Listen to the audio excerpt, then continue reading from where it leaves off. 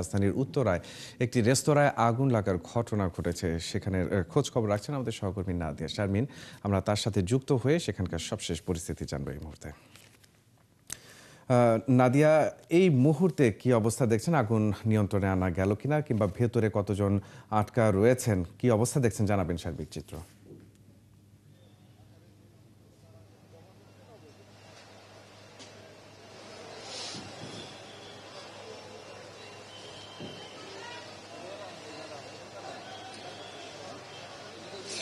ধন্যবাদ মাহাদি। আসলে আমরা দেখছিলাম যে সামনে থেকে অগ্নি নির্বাপনের মূল কাজটি চলছে এবং সামনের দিক থেকে কাজ ভেঙে ঢুকে ভেতরে যখন পানি দেওয়া হচ্ছিল তখন যে আগুন ভেতরে ছিল ছাইচাপা আগুনটি সেটি আর একটু বেড়ে গিয়ে আমার পেছনে যে অংশটি রয়েছে, আমরা এই মুহূর্তে আসলে ভবনের পেছনের অংশটিতে আছি যে ভবনে আগুন লেগেছে, এবং সেই ভবনের ঠিক পেছনে হচ্ছে কি আবাসিক ভবন। তো সেই ভবনের দিকে আগুনটি ছড়িয়ে গিয়েছিল।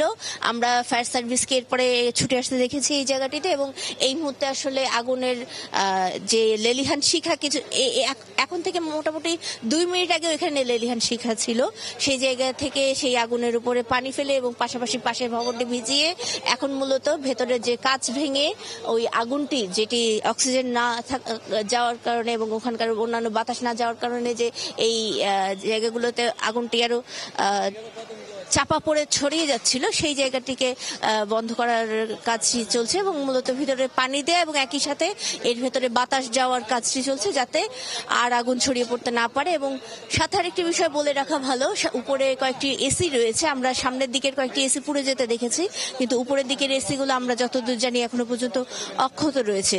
কাজে এই আবাসিক ভবন বরাবর এসিগুলো অক্ষত থাকা সেগুলো একটি অনিরাপদ অবস্থা তৈরি করছে।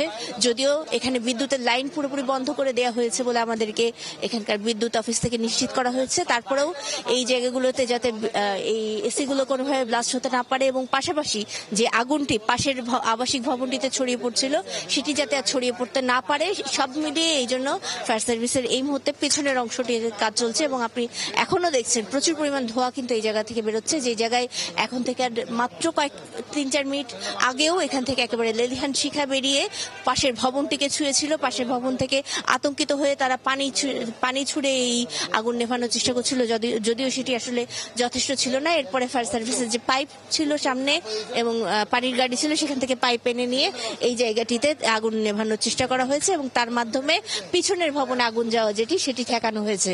এবং এই মুহূর্তে আসলে সেটিতে কিছুটা সফল হতে আমরা দেখছি যে আগুনটি আর সামনে এগিয়ে যাচ্ছে না, তবে যে ধোঁয়াটি এখনো রয়েছে এই ধোঁয়া কিন্তু বলে দিচ্ছে ভেতরে ছাইচাপা আগুন এখনো রয়েছে, এবং এই ছাইচাপা আগুন যতক্ষণ পর্যন্ত না নিয়ন্ত্রণ করে একেবারে নির্বাপন করা যাচ্ছে ততক্ষণ পর্যন্ত কিছুক্ষণ পর এই ধরনের আগুনগুলো বারবার উঠে আসে। তো সেই বিষয়টি একটি জরুরি বিষয়। পাশাপাশি উপরে যে 2টি এসি রয়েছে সেই 2টি এসি যাতে কোনোভাবে ব্লাস্ট না হয় এবং সেই এসিগুলো যাতে নিরাপত্তা নিশ্চিত করা যায়, সেই বিষয়টি আসলে ফায়ার সার্ভিসের একটি চ্যালেঞ্জ রয়ে গেছে বলে আমরা দেখতে পাচ্ছি। এবং আশেপাশে যারা রয়েছেন তারা বিভিন্ন জায়গা থেকে ছুটে আসছেন, তারাও চেষ্টা করছেন ফায়ার সার্ভিসের সাথে হাত লাগানোর এবং একই সাথে কাজ করে এই আগুনের পুরো ভবন এবং তার আশেপাশে যে ভবনগুলো রয়েছে সেগুলোকে নিরাপদ করার।